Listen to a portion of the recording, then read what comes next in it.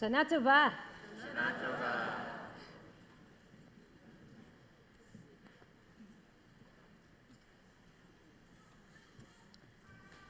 You may have heard that when the synagogue in Charlottesville was bracing for the Nazi rally in August, they requested a police presence in order to protect the worshipers that would be coming in that Shabbat morning.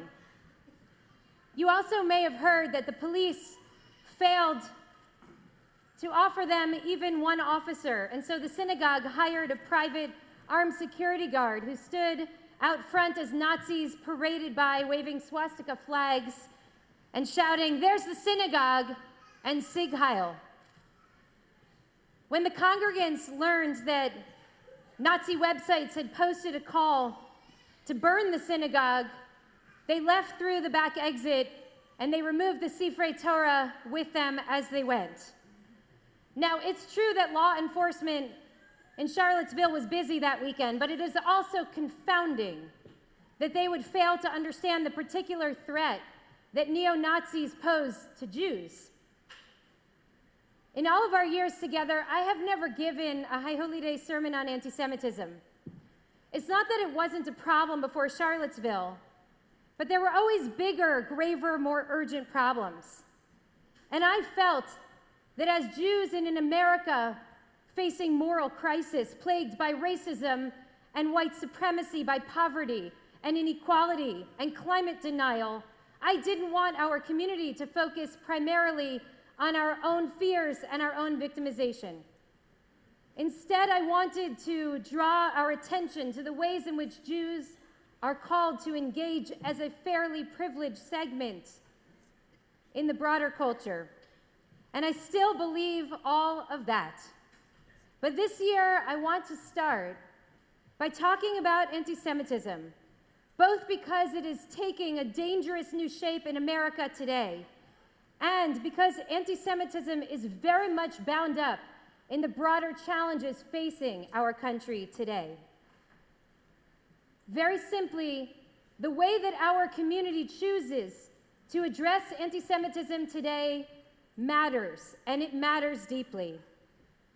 You know, they say that anti-Semitism is the world's oldest hatred. I think the people who say that have forgotten about misogyny.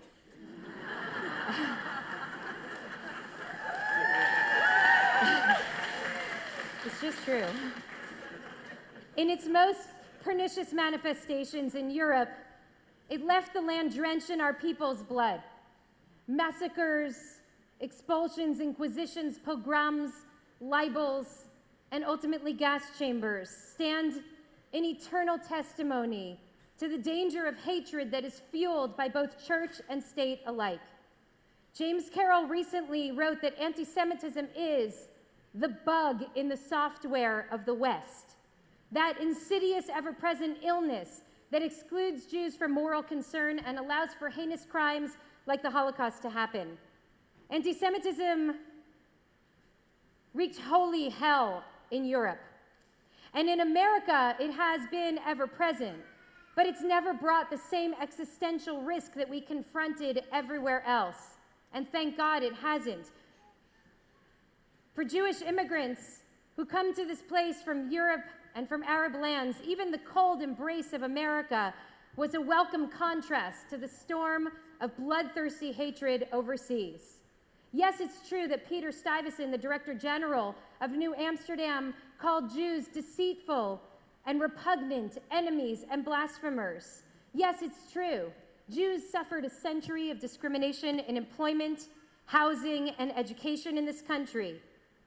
The lynching of Leo Frank, wrongly convicted of the rape and murder of a 13-year-old girl, was seared into the collective Jewish conscience. Yes, it's true. Henry Ford funded the mass distribution of the Protocols of the Elders of Zion. We must not downplay the sharp immigration quotas from Eastern European nations that had large Jewish populations, or Jewish exclusion from American social, educational, political, and economic life in the first half of the 20th century. We must not forget how Roosevelt's New Deal was derisively called the Jew Deal, how the SS St. Louis was mercilessly turned away, and nearly 1,000 Jews seeking asylum from the Nazis were sent back, most of them, as we know, to their deaths.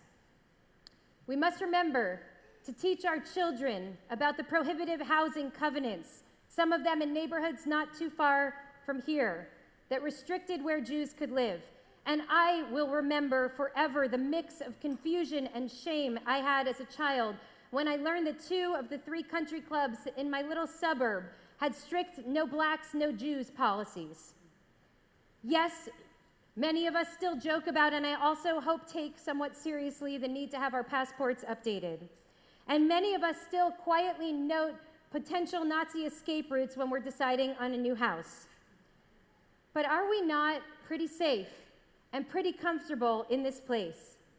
In America, Jews have achieved unprecedented prominence in nearly all sectors, political, social, and financial. In America, Jews have become Supreme Court justices and senators and mayors and professors and chief oncologists. At one point a few years ago, the mayors of the 3 largest cities in the country were Jews.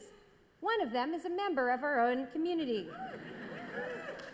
A few years ago, at the Hanukkah party at the White House, I started to cry watching West Point cadets wearing kippot sing Mao Tzur. And I tried to imagine if my grandma Harriet could ever have imagined such a scene. Yeah, America has been very good to us. So good that maybe we've forgotten a little bit of who we are. So good that many Jewish institutions have failed to condemn the spike in anti-Semitic attacks that coincided with the 2016 presidential campaign, failed to speak out against white nationalist sympathizers who trafficked in anti-Semitism and racism for years, becoming senior White House officials. Maybe America has been so good to us that we failed to protest when again and again Jewish commitments of caring for the stranger, the poor, and the vulnerable have been thrashed about in a political tempest that demands our outrage and our resistance. So good, perhaps, that somehow Jewish senior cabinet members silently abide the President of the United States as he delivered one of the most damning equivocations in modern history, revealing a profound and disturbing inability to simply say there is no room for Nazism and white supremacy in this country. Take your hatred and get off our streets. What has happened to us? I was recently asked in a high-profile interview, why isn't the Jewish community more involved in the struggle for the rights of targeted minorities? Given your history, she asked me, I think you'd be on the front lines. My initial reaction was, what are you talking about? We're fighting with all we've got. And of course, I told her about how Jews are deeply involved in multi-faith and multiracial justice work today. I told her about the electrifying presence of young Jewish activists on the street, opposing efforts threatening the rights and dignities of our Mexican and Muslim and LGBT allies and neighbors, standing strong in solidarity and friendship. Of course, I spoke about how proud I was of our own community, with its inexhaustible Minyan Tzedek leadership, inspiring folks to stand up in profound and meaningful ways. I talked about how Jews are on the front lines, fighting for democracy and equality and justice. But days later, I could not get her question out of my head. What made her think that the Jewish community was not involved? And then I realized, who are the dominant voices in our community who are shaping the public perception? Well, there's Israel's prime minister, who frequently claims to speak for all the Jews. And as I've noted, I can hardly even speak for all the Jews in my immediate family. The prime minister has repeatedly given cover to and even warmly embraced this president, even after his most egregious actions. There's the prime minister's son, who was the banner photo on the neo-Nazi website, The Daily Stormer, after posting a classically anti-Semitic cartoon on his Facebook page and saying that the real enemies were not the neo-Nazis, but the Black Lives Matter activists. There's the president's own family, observant Jews. Forgive me, but they had their rabbis contorting themselves to permit them to fly on Air Force One on Shabbat. I wonder if they tried to seek rabbinic dispensation for their silence after the Muslim ban, for their silence at the rescinding of DACA, for their silence after the ban on trans people in the military. And of course, there are the unelected, self-appointed leaders of the American Jewish establishment.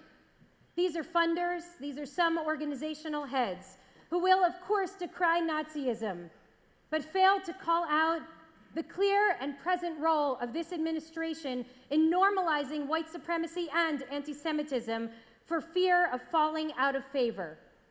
Do you think I'm overstating the point? I wonder how many people here today know the difference between white supremacy and white nationalism. I have to admit that I didn't know it until I started reading Eric Ward and hearing him speak this year. Eric Ward is the Black Senior Fellow at the Southern Poverty Law Center, who's now been sounding the alarm on the difference between the two.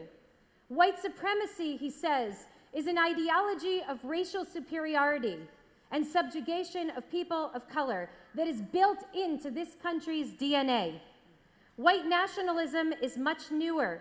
This is a radical social movement that is committed to building a white-only nation. And anti-Semitism, he says, is the beating heart that fuels and moves the white nationalist engine. Thus, the conflation of Nazi and white nationalist symbols and aspirations in Charlottesville. This movement is modeled after Nazi Germany, and its goal is to eradicate Jews and people of color from the country. After 30 years of studying and fighting white nationalism, Eric Ward says he has never before seen this movement operating at the level of sophistication that it is right now. For many years, it has been simmering, waiting for its opportunity, and now that perfect storm has arrived. You may have read about Derek Black, the estranged son of the KKK Grand Wizard. He writes that white nationalists expect to be condemned by everyone, by every elected official. They all know that it's political suicide not to condemn Nazis and white nationalists. Until one Tuesday in August, when the President of the United States could only say, "You had some very fine people on both sides." Derek Black says that that moment was a huge victory for white nationalists. Tuesday was the most important moment in the history of the modern white nationalist movement, he says. Now make no mistake, that was not only the most important moment in the history of modern white nationalism, that was a critical and potentially turning point moment for Jews in America, because suddenly in the space of one press conference, America turned from a place with an undercurrent of anti-Semitism like so many other places in the world, to a place in which anti-Semitism is condoned by the state. Yes, it's these people with their menacing hatred, born of fear and ignorance, with their faces contorted and their murderous chants, they who play softball with words and symbols that sit at the heart of our people's trauma, they who worship the statues, literally idols to an American past that degraded and dehumanized millions of Black Americans. They are the ones with whom the administration found sympathy. We need to know that Charlottesville did not happen in a vacuum. It is the inevitable outcome of racism that is met with anything short of forceful and explicit condemnation. There is a reason, many have noted, that these white supremacists did not wear hoods. It's because they did not feel they had anything to hide, because this time they marched with nods of approval from the highest offices. There have always been angry white men who hold some kind of erotic fascination with Hitler and Hitlerian symbols that get high off of and may even kill for their Jew hatred. But here's what we know from our history. The real danger comes when anti-Semitism is supported by the state. And that's what makes this moment different.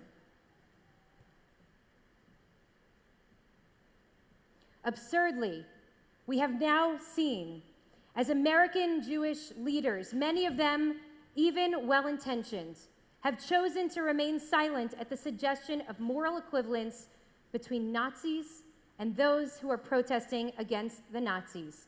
And you're not going to like this, but I will say it anyway. Many of those are the same people who will continue to daily sound the alarm at any hint of anti-Semitism in the racial justice movement, essentially in all quarters, except for the one place where it has ever presented an actual existential threat to our people, and that is from armed and state-supported far-right actors. Somehow, some of the leaders of our community perceive that BDS, boycott, divestment, and sanctions, as problematic as it is a greater threat to the Jewish people than Nazis who are emboldened by the President of the United States.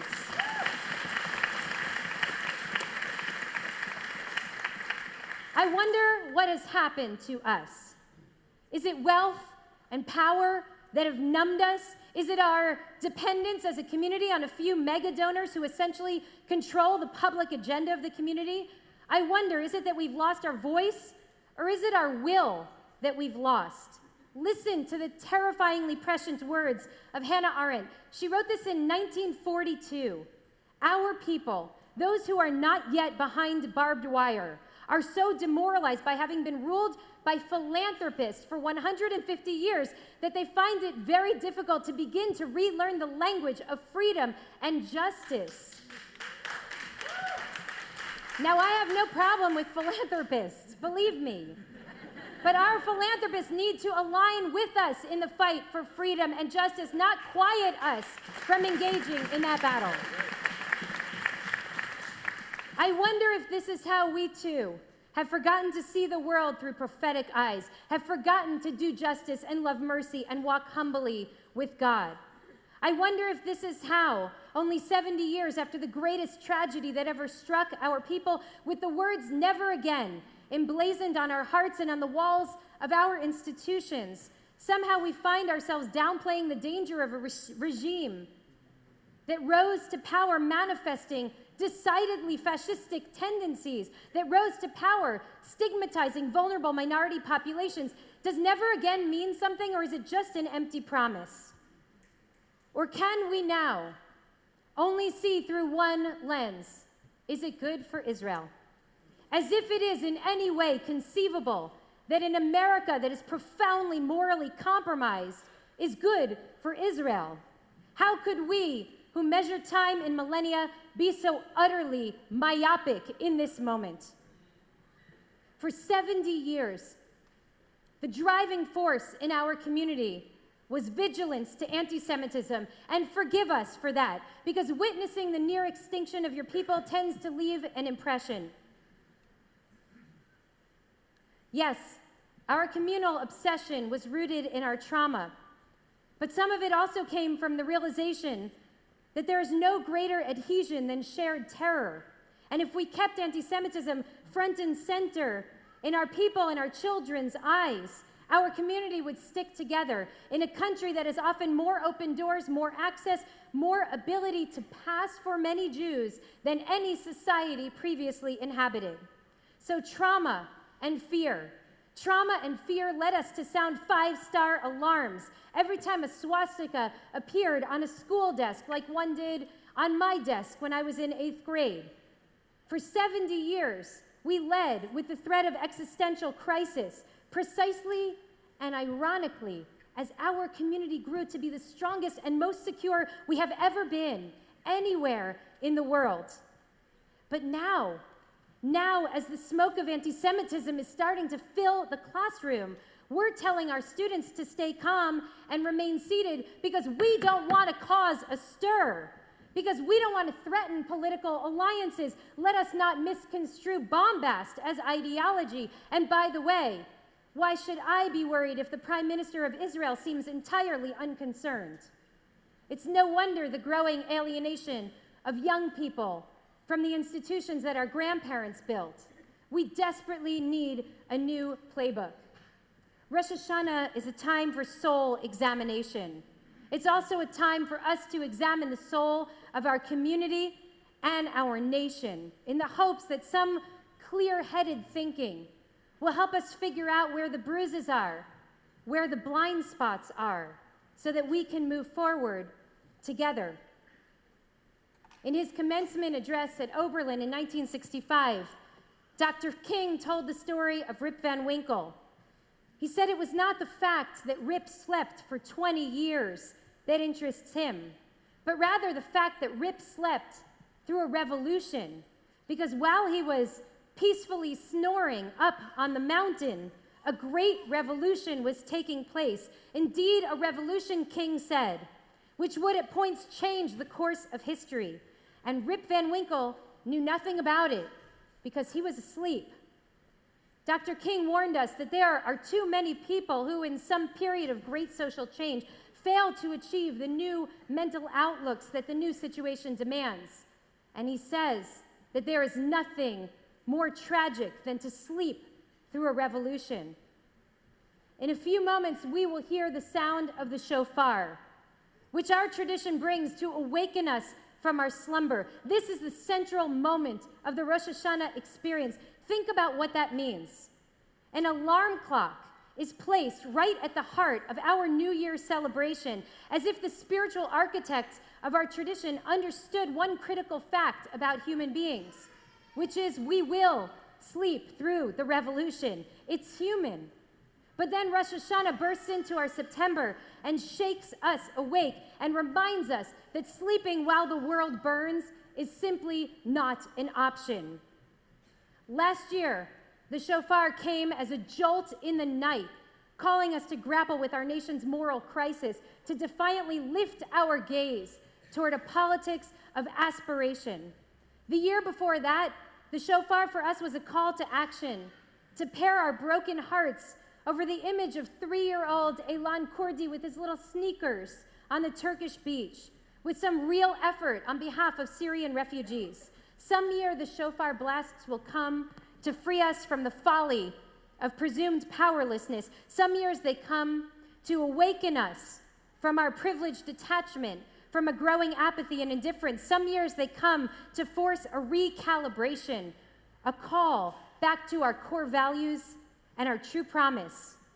This year, chants of Jews will not replace us is our wake-up call. And our task is to walk away from Charlottesville with a renewed sense that we were not put here on this earth to be comfortable, but we were put here to be prophetic. I ask you to remember Joseph. Joseph, who was thrown into the viper pit and then sold into slavery by his brothers, abandoned, disoriented, dislocated, forced to rebuild in a land that was not his own. Through grit and luck and divine intervention, that slave rose in ranks, working for the powerful Potiphar. And then the Torah interrupts the narrative to tell us, Vayihi Yosef yafet to'ar v'yafeh mar'eh.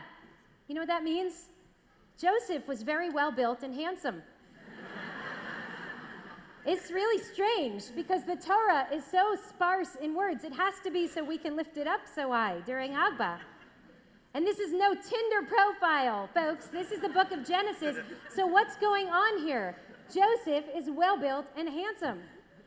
Well, Rashi tells us that as soon as Joseph started to gain power and influence in Potiphar's home, he started to eat and drink and curl his hair. And this infuriated the Holy One, who said to him, "Your father's back in Canaan mourning, and you're sitting here curling your hair?" I thought about this yesterday when I was getting my hair done before Rosh Hashanah, along with a room full of Jewish people who are getting their hair done for Rosh Hashanah. Has all of this power, has all of this luxury made you forget who you are, Joseph? Have you become so enamored of Egypt that you've forgotten your people and their suffering and your destiny? Do you think this is what you're here for? Nechama Leibovitz says that Joseph in this moment was on the brink of a spiritual disaster. Listen to her words. The plight of the poor and downtrodden, exiled from their land, is difficult enough, but doubly dangerous is the plight of one who achieves favor in the eyes of his masters, so that they advance him for their own needs to the highest of positions. In that moment, God plotted Joseph's fall from grace. Privilege, comfort, abundance, these things are all great blessings. If we're paying attention, the shofar today will wake us up before they also become curses. So what are we to do? 3 things. First, the Jewish community must be clear and honest about the dangers that we are facing today as a nation and as a people. We cannot sugarcoat this, especially in a time of all-out assault on the truth. We have to speak openly and clearly about the threat. We need to hold our leaders accountable. This is not a moment for normalizing, for justifying, or for hedging. Timothy Snyder writes that most of the power of authoritarianism is freely given. He writes about anticipatory obedience when regular people voluntarily compromise on small values and small principles which are signaling to a regime their willingness to conform to new standards. The problem is, eventually when they do wake up, it's too late to resist. We cannot be party to this. Number 2, we have to be creative and we have to be bold. On one hand, we can all look to the 2014 counter-protest to the annual Nazi march in Bavaria that many of you have probably heard about, when the residents of that town sponsored the Nazi marchers in Germany's most involuntary walkathon. They festooned the town in pink banners and they threw confetti at the marchers, encouraging them to keep walking because every meter they walked, donations were made to an organization that promoted defection from Nazi extremist groups. And inspired by this, we did the same thing last year when the anti-Semitic and homophobic Westboro Baptist Church came to protest right outside of this building. We raised thousands of dollars from people in this room to support the Trevor Project and its suicide prevention services for LGBTQ youth. At the same time, we also have to be bold. Bold in our thinking, bold in our organizing, particularly around the question of how to advance racial healing in this country. We have to commit to helping America make tshuva, to reckon with and to reconcile our nation's past, and this is what I will be talking about tomorrow morning. And finally, and perhaps most importantly, we have to take the vulnerability that our community feels now post-Charlottesville. In the language of Ruth Messenger, the body shock, the cellular reaction to seeing Nazis march on U.S. soil. And we have to double down on our commitment to join forces with other marginalized and vulnerable people, many of whom have far fewer resources and are far more directly and dangerously targeted than the Jewish community in America is. This is precisely the moment when Jews are feeling most vulnerable. Now is the time to turn to our Black and Muslim and Latino and Sikh and immigrant neighbors and double down on our support, on our solidarity, and our love.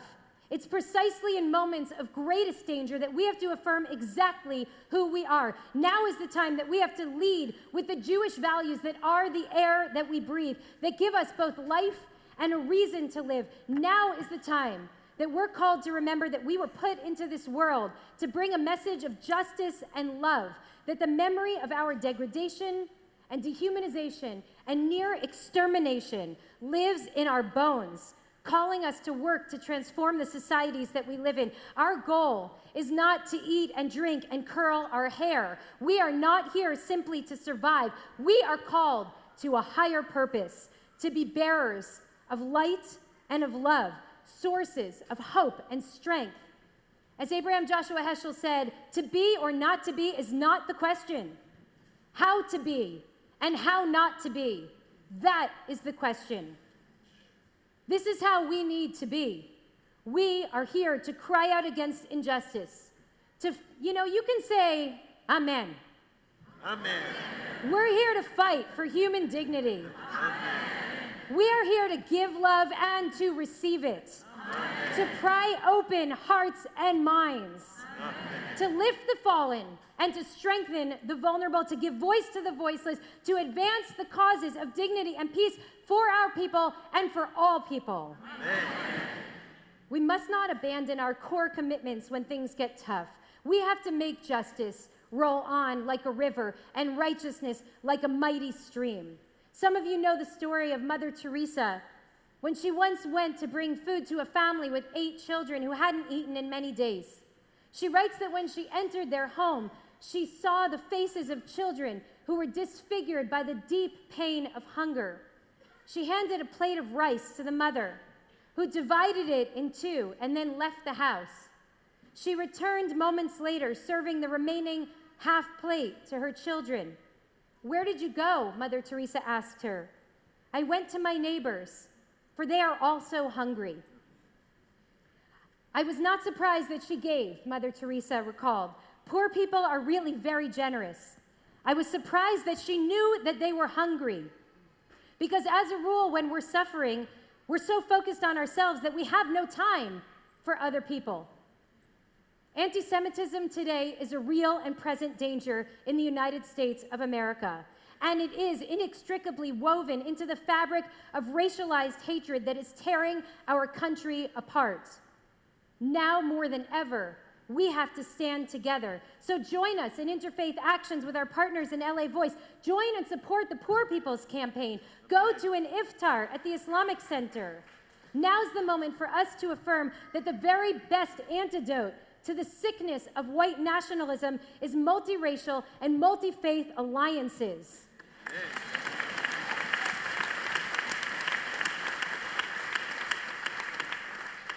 We know that luxury and power turned toxic for Joseph. He lost himself beneath all those fancy dinners and curled eyelashes. It took him many, many years to find himself again. At some point, with his estranged brothers in front of him, lo yachol hitapek, Yosef could no longer constrain himself. He wept out so loudly that all of Egypt heard him when he said, "Ani Yosef." I am Joseph. I look like an Egyptian. I live in the palace, but you need to know that I am yours. Je suis juif. I am a Hebrew. My loyalty is to my people, to my values, and to my God. His brothers were dumbfounded in that moment, but Joseph had never been more clear about anything in his entire life. We should not be ashamed of the success and achievements that our people have found in this country. We should be grateful for the opportunities this nation has given us. But we also must never forget who we are and who we're called to be in the world. Susan Brous, the mother of 32-year-old Heather Heyer, who was murdered by a Nazi on American soil in 2017, said the following words at her daughter's funeral. "They tried to kill my child to shut her up. But guess what? You just magnified her. I would rather have my child, but by golly, if I gotta give her up, we are going to make it count." Susan, we're going to make it count. And I pray that your daughter's memory is a blessing for you and for all of us. This moment is a clarion call. This moment is a wake-up call. Let us not sleep through the revolution. Shana Tova.